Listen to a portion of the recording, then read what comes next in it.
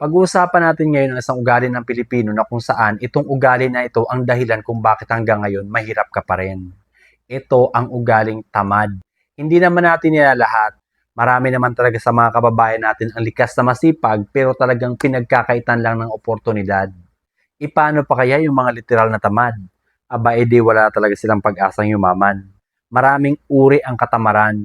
Halimbawa na lamang, isa kang estudyante. Pinag-aaral ka ng mga magulang mo. Imbis na mag-aaral ka ng mabuti, tutukan mo yung mga lesson mo, paghirapan mo para ka matuto, ang ginagawa mo, nagbabarkada ka, nagiinom ka, nagbibisyo ka, nagmo-mobile games ka, yung mga panandali ang kasiyahan na kung saan hindi ka nahihirapan, isang katamaran yon.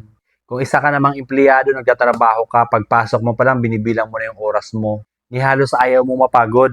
Hindi ka mag-improve yan, hindi ka gagaling yan. Dahil kung masipag ka talaga, hindi mo iisipin yung oras eh. Dapat iisipin mo ang pagpasok mo, may produktibo kang magawa sa isang araw na yan, makatulong ka sa kumpanya mo. Kasi habang ginagawa mo yan, tinutulungan mo yung sarili mo. Kahit saan kay tapon kapag likas kang masipag, napakalaki ng tsansa na umasenso ka. Lahat ng mga bagay na pinaghirapan natin, may kapalit yan na kaginhawaan.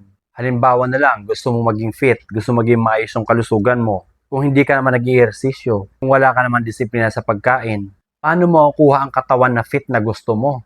Kung gusto mo lumaki ang muscle mo, kailangan mong paghirapan araw-araw, kailangan mag-exercise ka. Tandaan mo palagi, pag masipag ka, may pag-asa kang umunlad.